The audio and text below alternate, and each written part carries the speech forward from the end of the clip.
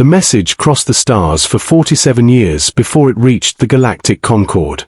It was only sound and images from a small blue planet called Earth. The Concord had watched the galaxy for thousands of years. They had seen species rise, grow peaceful, and slowly disappear. They believed they understood how civilizations worked. Earth changed that belief. Ambassador HFY stood before the Great Council screen. She was one of the finest diplomats the Concord had ever known. Her people valued peace above all things. As she watched the human recordings, her skin shifted with unease. Humans were weak compared to other species. They lived short lives. Their bodies were fragile. Their senses were limited. Yet their history was filled with war. Humans fought each other with stones, then swords, then guns. They burned cities. They built weapons that could destroy their own world. In only 10,000 years, they went from caves to nuclear fire. They are dangerous, said a counselor. We should not contact them. HFY disagreed. If we do nothing, she said, they will either destroy themselves, or reach the stars and bring their violence with them. The council voted to send a peaceful welcome fleet. 12 white ships traveled to the edge of Earth's system. They carried gifts, translators, and diplomats. They waited. There was no response. Weeks passed. Then months. Finally, something appeared on their sensors. A ship. It was black. Massive. Covered in weapons the Concord could not understand. It was larger than any ship the Concord had ever built. This is not a diplomatic vessel, whispered Ketha's assistant. Then a message came. This is Captain Helena Vance of the human ship Prometheus. We received your invitation. We're here to talk. The black ship stopped only a few kilometers away. Keth felt fear for the first time in centuries. She boarded the Prometheus. Inside, everything was strong, organized, and ready for war. The crew moved with discipline. Every corridor led to weapons, armor, or medical bays. Captain Vance met her in the war room. You expected something gentle, the captain said calmly.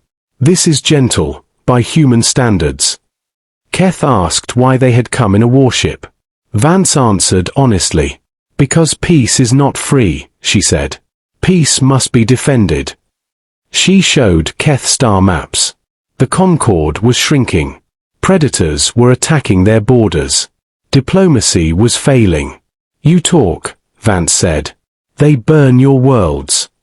Humans had watched the galaxy for decades.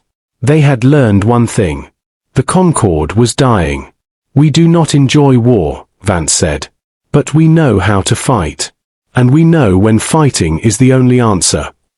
The humans did not ask to join the Concord. They offered something else. Protection.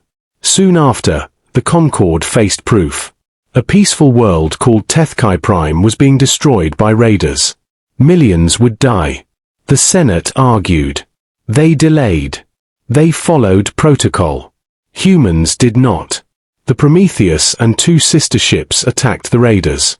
3 ships against 18. The battle lasted minutes.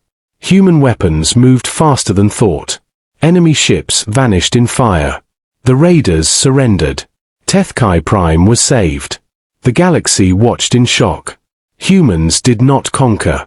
They left. They asked for nothing. The Concord argued again. Some feared humanity. Others felt hope for the first time in centuries. Then the greatest threat appeared. The Void Collective. A swarm that consumed entire species. It did not speak. It did not stop.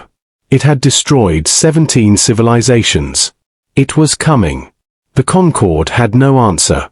Captain Vance stepped forward. We will fight it. The humans prepared a fleet. 4 ships. One of them, Stalingrad, carried a weapon meant to destroy the collective from within. The crew volunteered. They knew they would not return. The battle lasted 9 days. The collective attacked without fear. Humans fought without retreat. The Stalingrad flew into the heart of the swarm. Its captain sent one final message. For everyone they took. The weapon activated. The collective began to die. The Stalingrad was destroyed. So was the enemy. For the first time in its existence, the Void Collective retreated. The galaxy survived. 400 humans died. Trillions lived. The Concord held a memorial. Keth Vari watched humans stand in silence, strong and unbroken. Later, she asked Captain Vance why humans did this. Because we can't stand by, Vance said. Because someone has to. Years passed. The galaxy rebuilt. Trade returned. Fear faded. Human warships patrolled the darkness. Not as rulers. As guardians. The Concord offered humanity power, seats, honors. They refused. We are not here to rule, Vance said. We are here to stand between monsters and the innocent. As the human fleet departed into the unknown, Keth Vari finally understood. Humanity was not peace. Humanity was the price of peace. They were not gentle. They were not kind by nature. They were worse than monsters. They were protectors. And somewhere in the darkness, the universe learned a new truth. The light had teeth now.